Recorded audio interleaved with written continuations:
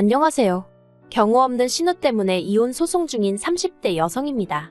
이제 와서 말이지만 나이 30이 넘어서 지 앞가림도 못하는 신우도 문제지만 그런 신우한테 제대로 따끔하게 말 한마디 안 하는 시댁 식구들도 답이 안 나왔어요.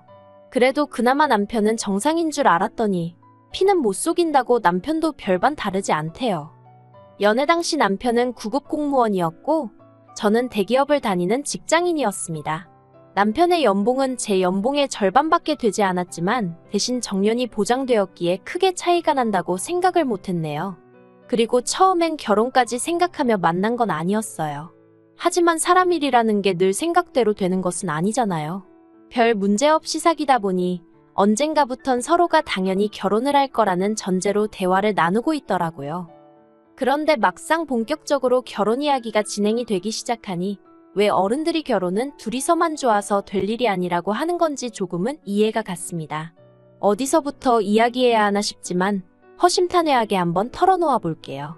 솔직히 말해서 남편이 하고 다니는 거 보면 사람이 멀끔하고 한마디로 없는 집 아들 같단 생각이 안 들었어요.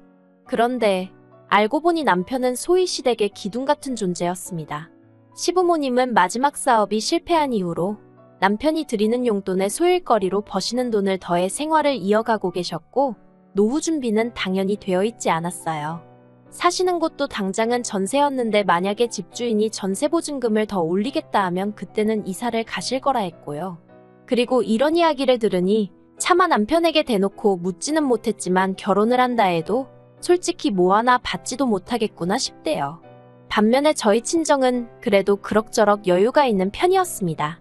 두 분 사시는 아파트에 서울에 세 주고 있는 아파트 하나 그리고 월세 나오는 상가 2개가 있으셨지요.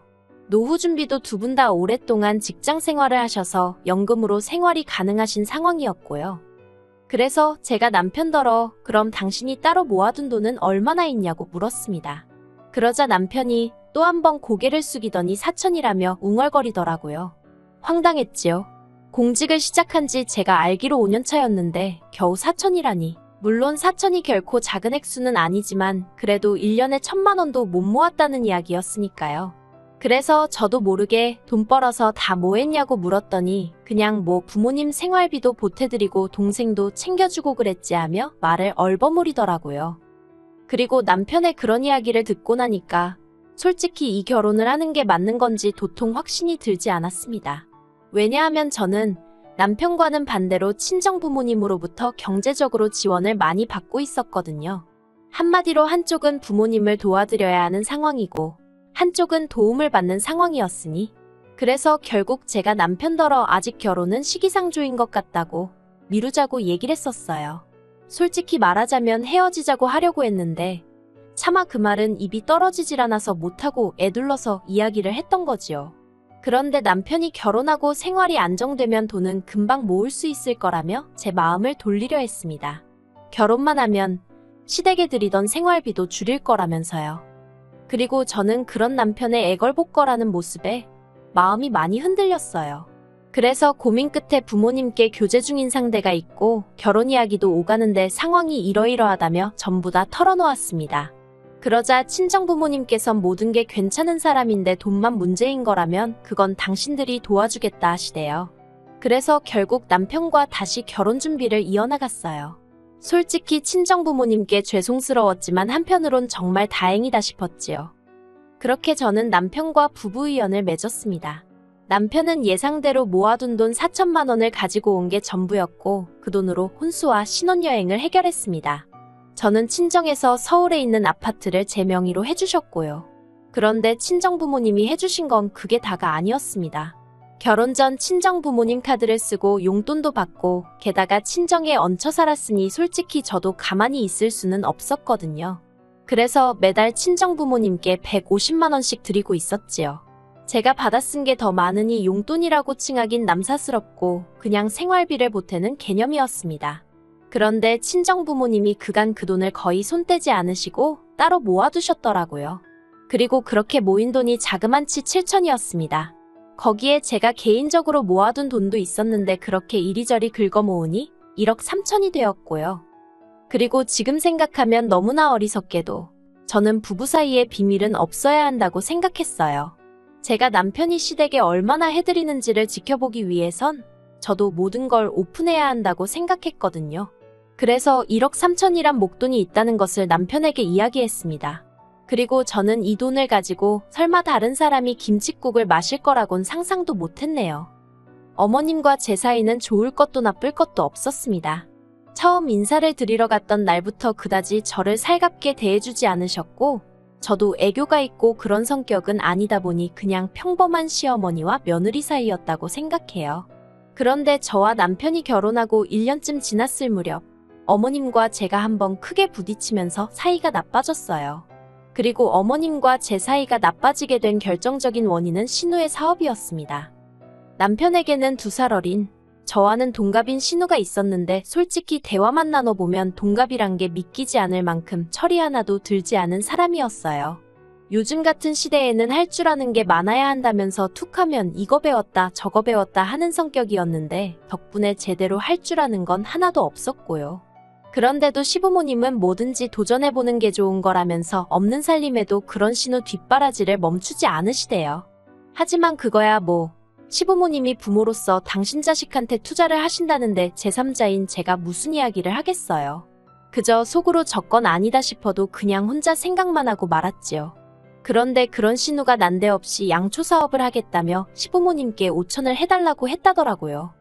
하지만 저희 시부모님께 5천이란 큰돈이 있을 리 만무했습니다. 그렇다 보니 시부모님께서 저희 부부를 호출하셨어요. 그리고 알고 보니 저는 시댁에 내려갈 때까지도 솔직히 신우가 사업이니 뭐니 그런 내용을 하나도 몰랐거든요. 남편도 모르고 있다고 생각했고요. 그런데 그게 아니라 남편은 이미 다 알면서 모른 척하며 저를 시댁에 데려간 거였어요. 그리고 시댁에 도착하니 시부모님께서 저에게 거두절미하고 말씀하시겠다며 저더러 5천만 원만 일단 좀 빌려 쓰자 하시는 겁니다. 그래서 제가 그런 큰 돈이 어디 있냐고 발뺌을 해봤는데 남편이 옆에서 내가 이미 다 말씀드렸어 하는 거예요. 환장할 노릇이었지요. 솔직히 말해서 제가 정말 그깟 5천만 원 없어도 그만이지 할 수 있을 정도로 돈이 많았거나 아니면 저희 시부모님이 정말 그 돈을 갚으실 능력이 되셨거나 하다못해 신우가 하겠다는 사업이 정말 비전이 보였다거나 뭐가 됐든 조건 하나만 맞아 떨어졌어도 제가 최소한 생각은 해봤을 거예요. 하지만 그 어느 것 하나 맞아 떨어지는 게 없었습니다. 그러니 생각해보고 말고 할 문제가 아니었지요. 그래서 제가 못 빌려드린다고 그 자리에서 거절을 했어요. 그러자 시부모님 옆에 뚱하니 앉아있던 신우가 왜 못 빌려주냐면서 자기 못 믿냐고 징징거리대요. 그리고 그런 신우에게 차마 내가 너 뭘 보고 믿겠냐 소리는 못하고 원래 가족 간에는 돈 거래하는 거 아니에요 아가씨 하고 말았지요. 그랬더니 옆에서 남편이 제 눈치를 살살 보면서 근데 우리 당장 그 돈 어디다 써야 되는 건 아니잖아 그러는 거예요. 솔직히 처음부터 남편이 시부모님한테 제가 여윳돈이 있다는 쓸데없는 소리만 안 했어도 애시당초 이런 불편한 자리가 생길 이유도 없었는데 가만히나 있지 왜 저딴 소리를 하나 싶어서 제가 남편을 째려봤습니다. 그러자 어머님이 저더러 너무하다면서 그냥 달라는 것도 아니고 빌려달라는데 그것도 싫은 거냐며 섭섭하다고 하시대요. 그리고 그런 어머님께 가타부타 설명해봤자 어쨌든 결국에 빌려주지 않는 이상 저는 나쁜 며느리가 될 게 뻔했으니 그냥 몇 번이고 죄송하다고만 했지요. 그리고 결국 신우는 사업을 시작하지 않았습니다. 사실 제가 냉정하게 딱 잘라 거절을 하긴 했지만 마음이 편치만은 않았거든요. 그래서 신우에게 요새는 판매하는 사업 같은 건 온라인으로 먼저 시작하는 경우도 많다고 이럴 경우에는 초기 자본이 그렇게 많이 들지 않는다고 몇 번 조언을 했어요. 그런데 신우가 그런저더러 그렇게 잘 알면 그쪽이나 그렇게 해서 돈 벌라고 하더라고요. 그리고 이때 저도 시쳇말로 빈정이 확상했습니다. 저는 지한테 매번 아가씨 아가씨하고 불러주는데 지는 언니 소리는 죽어도 못하겠다며 제 이름에 심한 붙여 부르기가 일수더니 급기야는 그쪽이라니. 그래서 저도 그때부턴 신우한테 관심 딱 끊었네요. 그리고 그렇게 사이가 나빠진 걸 어머님은 전부 다 제 탓이라 생각하시는 눈치셨어요. 제가 생각했을 때는 애시당초 며느리 돈을 가져다 딸 사업자금으로 쓰시려고 한 어머님 때문에 벌어진 사단이었는데 말이에요. 아무튼 이 일로 서로 간의 감정은 크게 상했지만 저는 개의치 않았어요. 냉정하게 말해서 저는 아쉬울 게 하나도 없었거든요. 그리고 이후로 1년이란 시간이 또 흘러 지난달이었네요. 웬일로 신우에게 연락이 왔습니다. 받을까 말까 잠시 고민하다 제가 지한테 뭐 잘못을 한 것도 아니고 왜 피하나 싶대요. 그래서 받았더니 세상에 아무 일도 없었다는 듯 잘 지냈냐입니다. 얼마나 황당하던지 저는 신우가 다른데 전화할 걸 저한테 잘못한 줄 알았어요. 신우는 날씨가 더워지는 것 같다느니 사람들이 어쩐다느니 시덥잖은 소리를 늘어놓더니 조만간 한번 봤으면 좋겠다는 거예요. 그리고 저는 그 순간 본능적으로 또 뭐 부탁할 게 있구나 싶었습니다. 그리고 뭐가 됐건 간에 도와줄 생각은 없었지만 그래도 혹시나 다른 이야기를 할 수도 있으니 그러자고 한번 만나자고 했어요. 마음 한구석에선 혹시나 신우하고 관계가 나아지면 남편이 좋아하겠구나 싶은 생각도 있었고요. 그리고 그렇게 만난 신우는 뜬금없는 소리를 했습니다. 제가 다니는 회사에서 이번에 전 국민을 상대로 공모전을 한다며 자기가 이번에 응모를 할 거니까 자기를 1등으로 뽑아달라는 거예요. 1등이 되면 상금이 1,000만 원인데 그걸로 유럽 여행을 가고 싶다나요? 어이가 없고 황당해서 무슨 수로 아가씨를 1등으로 뽑냐고 되물었습니다. 그랬더니 같이 일하는 직원들한테 미리 말을 해놓으면 되는 거 아니냐는 말도 안 되는 소리를 하더라고요. 한심하고 기도 안 차서 제가 괜히 나온 것 같다 하고 먼저 자리에서 일어났어요. 그리고 집에 돌아오니 벌써 남편이 신우랑 통화를 한 건지 어두운 표정을 하고 있었습니다. 그런데 저를 보더니 한숨만 푹 내쉬고 아무 말도 안 하더라고요. 그래서 저는 속으로 자기가 생각해도 어이가 없으니 나한테 따지지도 못하는 거겠지 싶대요. 그리고 남편이 잘못한 건 아니니까 좀 안쓰러운 마음도 있었어요. 저를 보기가 얼마나 창피할까 싶어서요.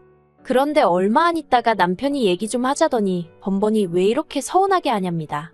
제가 그게 무슨 소리냐니까 자기도 자기 여동생이 저만큼 똑부러지지 못한 건 알지만 그래도 그렇게 매번 무시하는 건 경우가 아니지 않냐며 제가 너무한 것 같다는 거예요.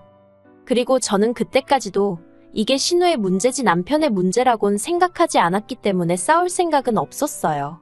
그래서 서운하게 하려던 건 아닌데 미안하게 됐다고 했습니다. 그랬더니 자기 기분이 문제가 아니라 신우가 울고불고 난리가 났다면서 저 때문에 아무것도 하기 싫다고 의욕이 꺾였다고 그러더라는 거예요. 듣는데 어이가 없었지만 그래서 나더러 어떡하라는 거냐고 물었어요. 그러자 남편이 한다는 말이 이참에 그간의 일을 사과하는 의미로 유럽 여행을 제가 보내주면 어떻겠냐입니다. 14박 15일 정도로요. 그 말을 듣는데 순간 화가 나서 눈이 뒤집힌다는 게 이런 기분인가 싶대요. 당연히 용납할 수 없는 이야기였고 그 말을 시발점으로 남편과는 전에 없이 크게 다투게 되었습니다. 남편은 제가 신우를 무시한 게 문제라며 그걸 먼저 사과해야 한다우겼고 저는 무시한 적도 없지만 이제 정말 무시해야겠다고 아주 네 동생이나 너나 수준도 안 맞고 뻔뻔해서 상종도 못하겠다 받아쳤어요. 그리고 싸움이 길어지면서 남편은 저 때문에 시부모님께 용돈까지 줄여서 드리고 있다며 자기가 힘들게 돈 벌어서 저 좋은 일 시키는 것 같다는 말 같지도 않은 소리를 해댔지요. 저는 그런 남편에게 네가 벌어온 돈은 전부 네가 다 쓴다고 네 기름값이며 보험료며 네 입으로 들어가는 음식들은 다 어디서 공짜로 나오는 줄 아냐 했습니다. 그리고 지금 네가 서 있는 이 집도 따지고 보면 네 지분은 하나도 없는데 단지 나랑 결혼했단 이유로 공짜로 지내고 있지 않냐 소리까지 해버렸네요. 그러자 남편이 할 말이 없었는지 저더러 네 능력으로 산 집도 아니면서 그런다는 거예요. 그래서 잘난 부모 둔 것도 내 능력이라고 소리를 질러버렸어요. 그랬더니 남편이 못 참겠다며 자기가 나가겠답니다. 대신 저더러 침대는 자기 돈으로 산 거니까 쓰지 말라길래 내일이라도 바로 용달차 불러서 시댁으로 보낼 테니 걱정을 말라 했네요. 그리고 남편이 집을 나갔고 저는 그런 남편이 괘씸해서 견딜 수가 없었습니다. 그래서 말한 대로 용달차 불러서 침대 몇 식탁이며 남편 돈으로 산 것들은 전부 다 시댁으로 보내버렸지요. 그랬더니 이번엔 어머님이 전화를 하셔서는 남편을 내쫓아놓고는 이런 짓까지 하느냐며 이걸 지금 어디다 두라는 거냐고 화를 내시는 거예요. 그래서 그건 어머님 하드라고 상의하시라고 그 사람이 자기 거라길래 돌려준 거라 했더니 어머님이 저더러 독종이라면서 살다 저처럼 독한 엑스는 처음이랍니다. 그래서 그러시냐고 저도 어머님도 그렇고 이렇게 뻔뻔한 사람들은 처음이라고 받아쳐버렸네요. 솔직히 이미 이혼까지 생각하던 마당이었으니 당하고만 있을 필요가 없겠더라고요. 그리고 거기서 그치지 않고 저는 바로 지인의 소개를 받아 이혼 전문 변호사를 고용했습니다. 처음엔 남편하고 협의 이혼으로 하려고 했는데 어디서 뭘 듣고 왔는지 아파트 절반이 직권의 재산 형성이 어떻고 저떻고 헛소리를 남발하길래 어쩔 수가 없었네요. 그리고 지금 소송 진행 중인데 전 걱정이 하나도 없습니다. 변호사도 자기가 수임료 받기가 민망할 지경이라고 할 정도로 저한테 유리한 상황이거든요. 하지만 남편은 이제 조금씩 똥줄이 타는지 정말 이혼해야겠냐며 저를 자꾸 찔러봐요. 그것도 하루는 울고불고 매달리기도 하고 또 어떤 날은 화도 내고 아주 혼자 북치고 장구치고 생쇼를 하고 있지요. 물론 저는 아무런 타격도 받지 않고 있지만요. 지금은 그저 이 지리한 과정이 빨리 마무리가 되어 완벽하게 자유의 몸이 되고 싶은 마음뿐입니다.